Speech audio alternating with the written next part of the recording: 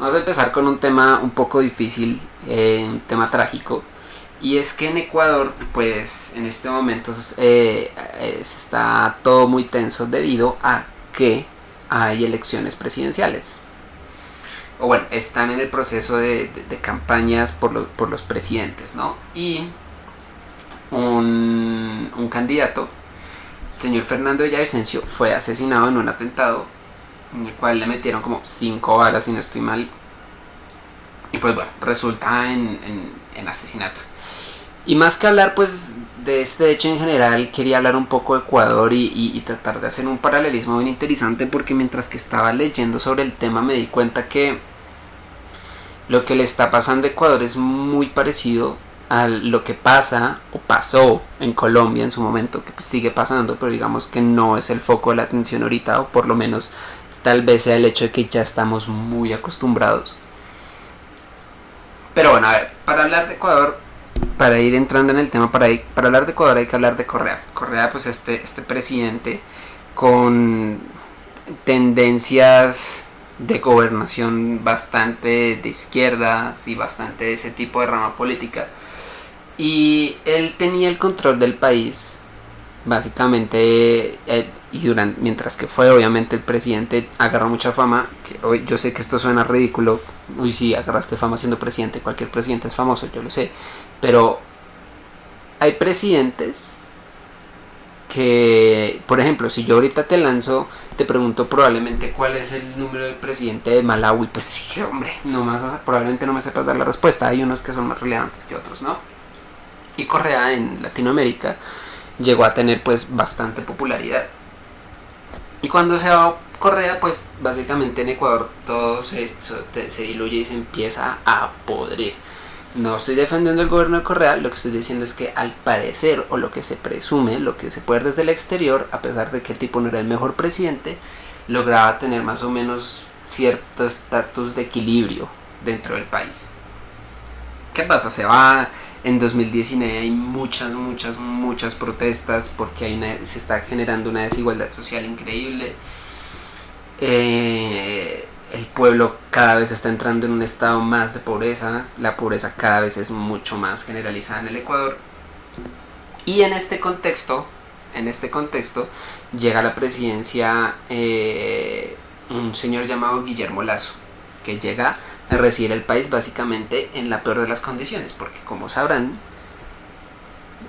en el 2019, cuando estaba acabando el año y empezó el otro, llegó un bichito que nos quiso joder la vida a todos, llamado COVID-19, que dejó a todos los gobiernos del mundo en jaque. Entonces, entre todas las estrategias, para resumir un poco, entre todas las estrategias que Lasso tuvo para intentar arreglar la situación en Ecuador, fue algo que, si no estoy mal, denominaron, ahorita se me va un poco la palabra, pero creo que era algo así como muerte cruzada, que es básicamente la disolución del parlamento. Parecer el señor que quería centralizar mucho más el poder. Y en el contexto de todo este desequilibrio político que se generó en el país, se empezó a abrir una puerta a la cual acá, de este ladito del continente, ya estamos bastante acostumbrados, con lo cual vimos todos los días. Y es que cuando un gobierno no hace su tarea, no hace el deber como debe ser, no tiene organismos de control, no tiene organismos de seguridad, pues la gente malandrosa, indeseable, que pues existe en todos los países, porque hombre, es que en un país donde existen millones y millones de personas, estadísticamente es imposible evitar que haya tres o cuatro no, que haya unos cuantos cientos que sean unos imbéciles. Y esto le da puerta pues al crimen organizado, lo cual es increíble porque el narcotráfico está creando en Ecuador un ambiente increíble, o sea, que me parece increíble. No podríamos decir que es un narcoestado todavía, como podemos llegar a hablar de situaciones como las que se vivieron y se siguen viviendo, porque lo seguimos viviendo hoy en día con todo el tema del hijo de Petro, de narcoestado, pero definitivamente está empezando a afectar de una manera increíble. Si no estoy mal, hay como que 25 muertes por cada 100.000 habitantes, o por lo menos así estuvo la estadística hace unos años, lo cual es bastante grave. Y entre todo este contexto llega este señor Fernando Villavicencio, que como en el rol que tuvo como periodista en el país y después que tuvo un cargo parlamentario, denunció muchas veces a estas organizaciones criminales.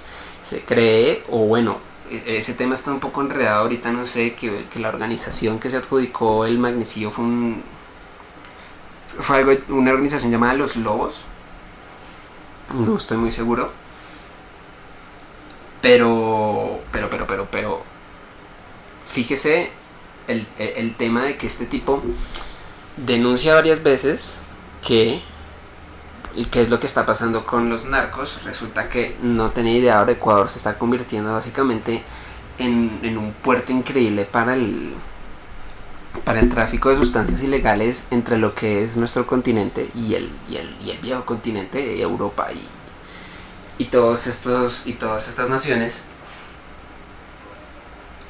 Y esto ha hecho pues que el país como que empieza a tener otros tintes, lo cual es interesante porque, a ver, en cuanto a la sociedad ecuatoriana, por lo menos en cuanto a lo que se refiere al común denominador ecuatoriano, como les estaba diciendo, en los últimos años ha habido una tensión que es por lo menos menester de ponerle cuidado.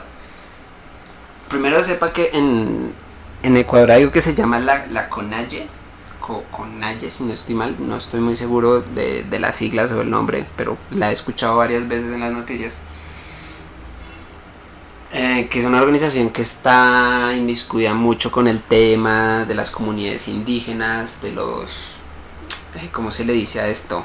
Ay, se me va la palabra ahorita, es una palabra muy común, de los sindicatos y todo eso. Y pues básicamente lo que quiere esta organización, o para lo que se dedica, es crear digamos, esta empresa o esta entidad, la cual normalmente le está haciendo todo el tiempo peticiones al Estado, peticiones que en el caso de Ecuador, pues que no había acceso a la salud, que el tema de la salud estaba muy complicado, que ya están presentándose cifras como que el 30% de la población está entrando a la pobreza. Y en cuanto a eso, por ejemplo, se intentaron generar como muchas cosas para que la economía se intentara estabilizar, o en tratar de controlar los precios del combustible, que era una de las cosas que más estaba jodiendo al país. Pero pues hacer esto en medio del contexto en el cual estamos, llamémoslo post-COVID, incluso vamos a darle esa ventaja, post-COVID. Y después se viene el conflicto de Ucrania, que el conflicto de Ucrania, por un efecto dominó grande, es un conflicto que afecta mucho los precios del crudo a nivel internacional. Pues hombre, al gobierno le queda como un poquito complicado salir a sacar el pecho a decir que puede solucionar cualquier cosa pues en estos contextos. No, obviamente no los estoy defendiendo, pero para cualquier organización gubernamental los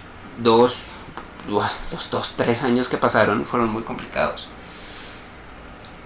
Y el gobierno de Lazo, como podrá imaginarse, queriéndose parecer a la bandera, pues que igual en un momento todo fue la misma bandera, aplaga las protestas pues con mucha brutalidad policial, ¿no?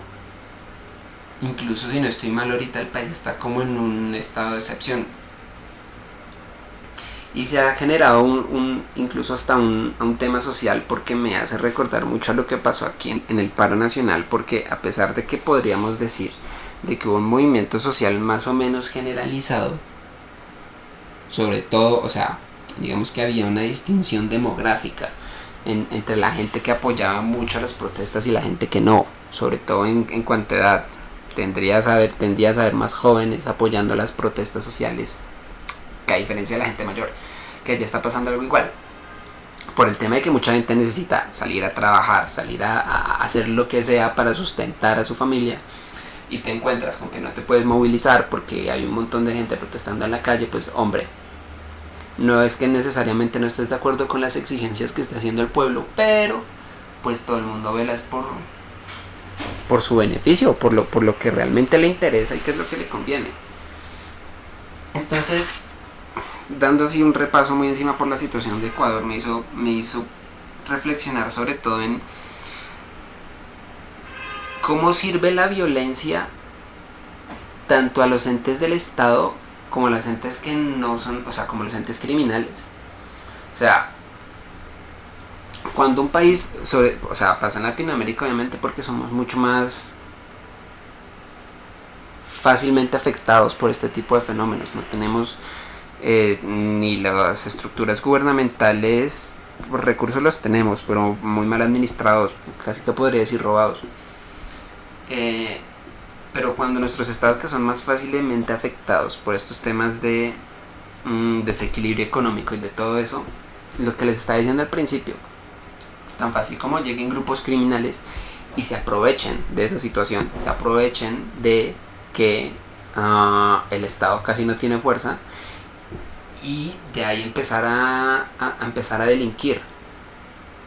Estamos hablando de que un candidato que igual Fernando Villavicencio, probablemente mucha gente no sepa, la gente que ve la noticia no sepa, porque la noticia da a entender que Fernando Villavicencio era básicamente la persona que iba a ser presidente. Si no estoy mal, el señor, que en paz descanse, nada más está como entre los candidatos que hay en el puesto número 5 de intención de voto, si no estoy mal.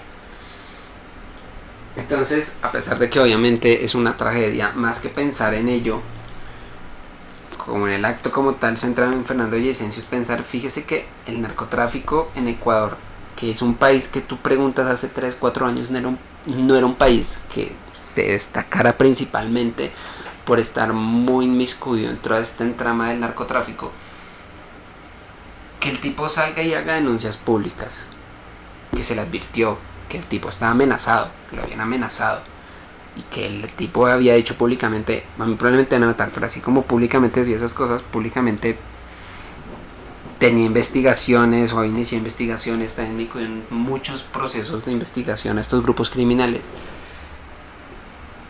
que ni siquiera un candidato ya pueda tener como esas garantías de seguridad, porque lo pueden ir matando. O sea, ni aquí en Colombia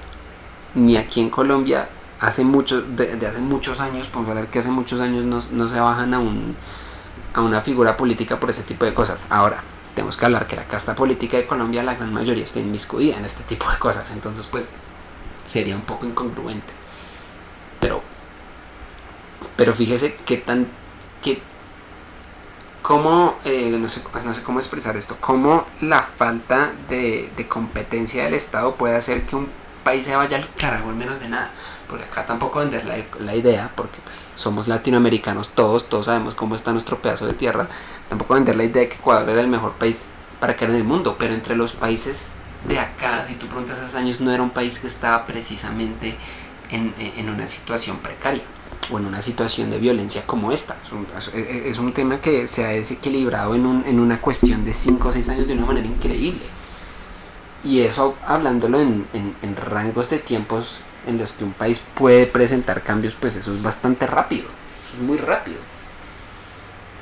Entonces, bueno, esperar a ver qué sucede en las elecciones de Ecuador. Un abrazo a los hermanos ecuatorianos, no sé si hay un ecuatoriano que me esté escuchando, un abrazo. Y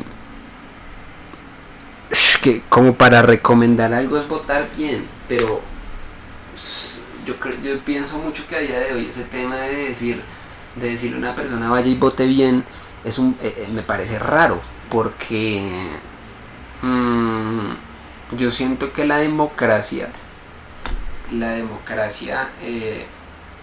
nos está fallando demasiado a todos. La democracia nos está fallando porque la democracia parte del hecho de que el pueblo enajena su derecho a decidir a unas personas por las cuales se sienten representadas en pro de que el territorio esté bien cuidado. Lo que no contempló la democracia, pues porque en el tiempo que fue inventado al parecer la gente no era tan imbécil, es que no sé cómo decirlo, es que como yo trabajo en inglés a veces me enredo con las palabras. El éxito que tiene la democracia depende de el sentido común y la inteligencia de los pueblos o de la gente. Y lo que no contempló la democracia es que el ser humano es, como individuo es increíble, es maravilloso, puede hacer cosas increíbles y muy bonitas, pero cuando nos volvemos en masa somos estúpidos. Entonces mandar una masa a votar, ahí tienes, porque la gran mayoría de países tienes a malditos psicópatas dirigiendo naciones. Por eso la democracia nos está fallando y no sé qué plantea el futuro para nosotros. Pero hablando de democracia, hablando de elecciones,